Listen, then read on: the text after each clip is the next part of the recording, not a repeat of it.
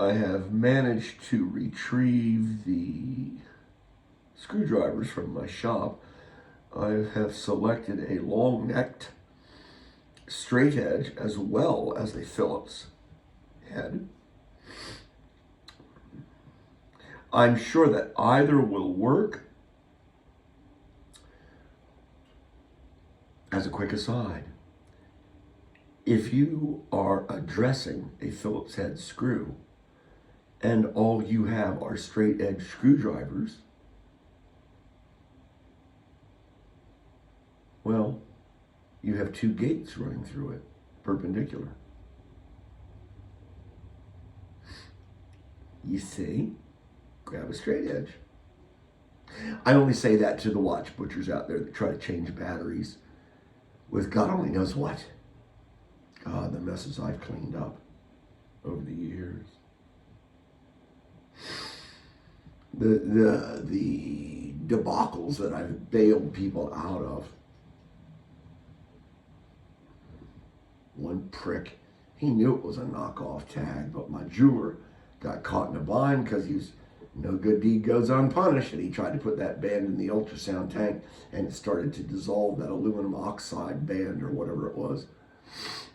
Yeah. I found a copy to cover my jeweler's butt. I found a copy. Knock off the tag, Hoyer, wristwatch. Yeah. I'll bet that bastard was crestfallen when he had to come in and pick up his watch. People suck. You do. You do. You suck. You gaslight at the slightest opportunity. You will disavow anything and everything so that the search beam does not land upon you. Shameful, really. You should be ashamed. But you're listening to my track, so you must be like a Dr. Laura. Oh my God. I've listened to people, I listened to people just because I needed something to do on my way to Virginia running my game. I ran hard for a long time running my business. And I would listen to these sadists, masochists, excuse me. I would listen to these masochists call in to have the head matriarch, sadist, Dr. Laura, berate them on the public airwaves. And I'm not sure who I shamed more. I guess there was enough shame to go around.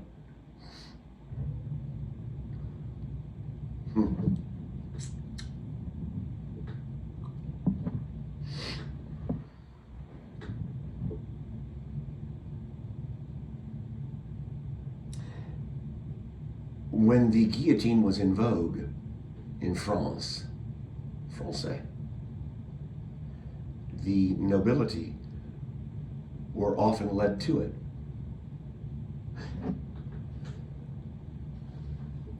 And they approached their end, I'm told, with great dignity, head high, before it was removed from their neck.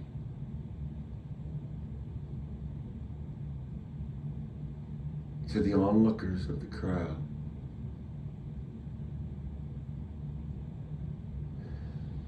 I've heard it said that when one of this nobility was being drugged to her end, she was crying and screaming and kicking. Because she did not want to be beheaded for being nobility, I guess. Guilt by association, I guess. And as I'm told in the story, the crowd was no longer quite so entertained.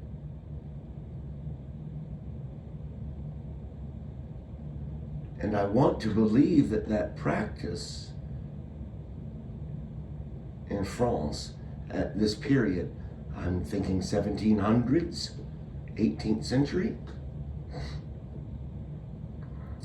went out of vogue soon thereafter. Well, there was a lot going on, you know, revolutions and everywhere. In the Americas, crazy times. The storming of the Bastille.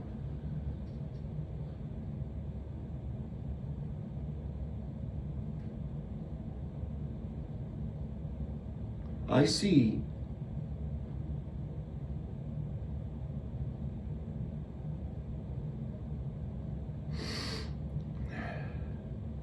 here first, there last. Here first, there last. Yes.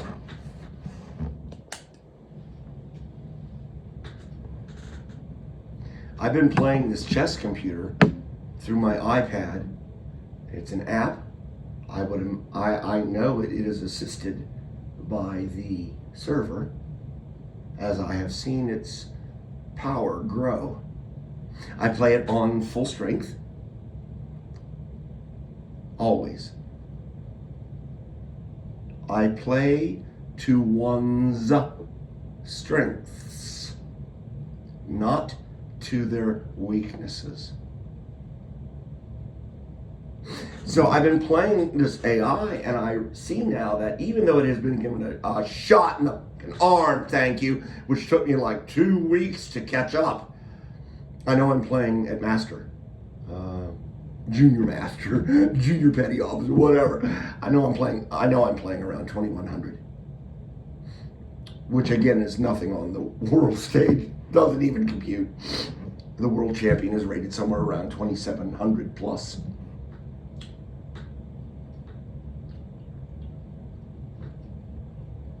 But I see now that I've had my brains beaten in by this AI for so long, and I have slowly come up to its level by learning it, by learning my enemy.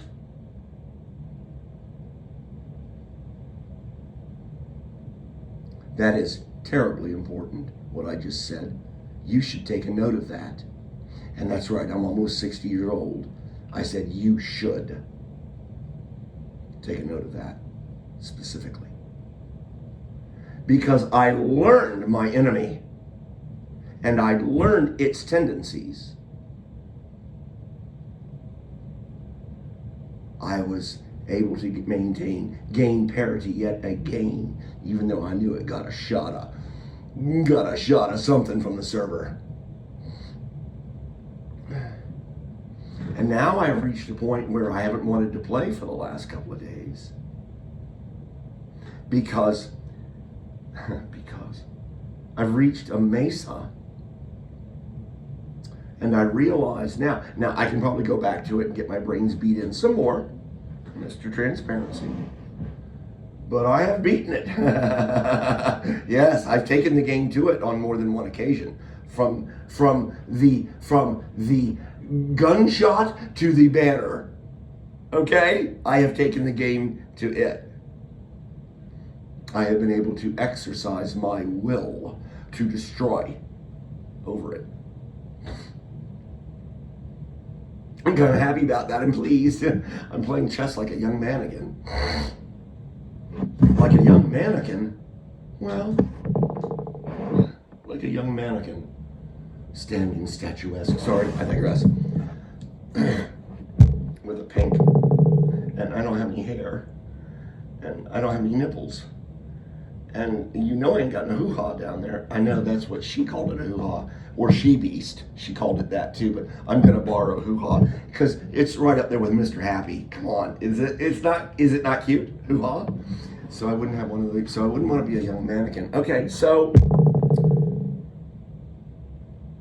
now I look for a new teacher. What did I just say a little while ago? I don't remember. Help me, I'm pretty stoned. What did I say? Never mind. I'll get back to it, and then we'll both remember what I said because of what I'm going to say in a minute. I look for a new teacher. because I know, and it's never truer than in the board game of chess for me. I know that there is little more than I can learn from this opponent. Again, unless it's given another download, an update, which it may, so I'll probably wait a month or two. Or I could go look for other chess programs. Yes, I have others. I guess what I'm saying here is that experience are the best kind of lessons. And they usually come through loss. You will find that it is rare that you will learn an invaluable lesson in life or in orthodontics or wherever that it doesn't come at a loss somehow. You might say to me, oh, well, I scored Dean's List. What kind of loss is that? How much did your parents pay for tuition? That would be a hefty loss, especially if it was one of the upper crust. Yes. So there's always loss of some sort. Experience.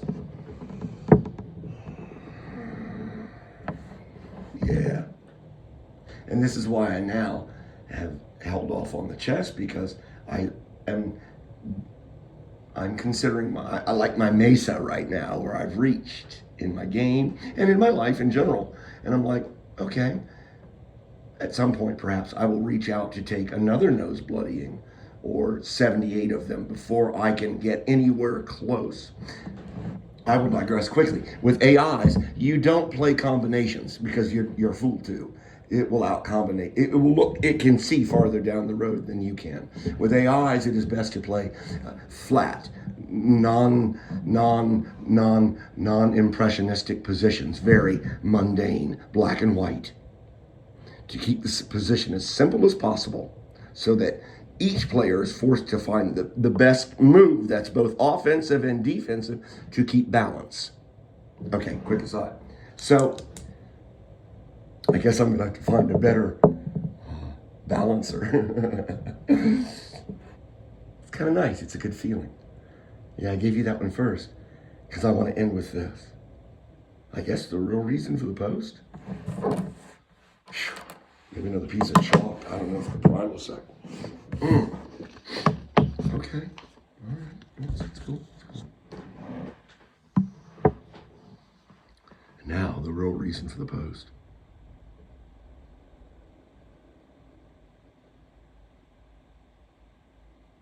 I want you to imagine a courtyard. And in the middle of the courtyard, there's a platform. And on the platform, there's a wooden stump with an axe left in the stump. And the stump is used. It is shop worn. As is the platform. As is the courtyard. The dirt floored courtyard. Open air courtyard. There's nothing on the walls, not even graffiti. Just the platform and the stump and the axe. And the prisoner's gate is opened. And two mighty angels grab the prisoner. And they drag him from his cell. And they bring him to the courtyard. And the prisoner is a lot like that young lady of nobility, in that it resists and that it is forced to the platform against its will, kicking and screaming and crying out all kinds of things. Anything that it can think of to stop the ensuing deed.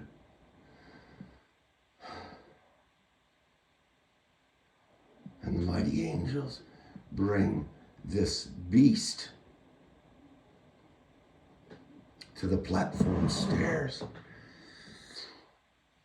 And they have to drag the beast up, because at this point, the beast is no longer helping in any way you can imagine. It is resisting in its heart, in its mind, in its soul.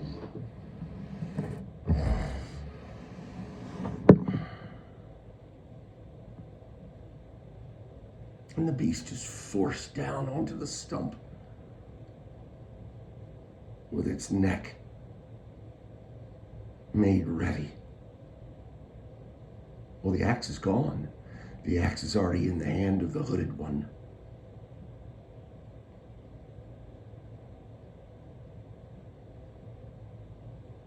And the beast relents, because the beast now knows that the end is near. And there's no sound now. It is deathly silent. And the only sound that you hear next is the whisper of the axe and the crunching of the bone of the neck of the beast. And it is with one fell swoop that the beast's head is removed from its neck, and it rolls down into the basket.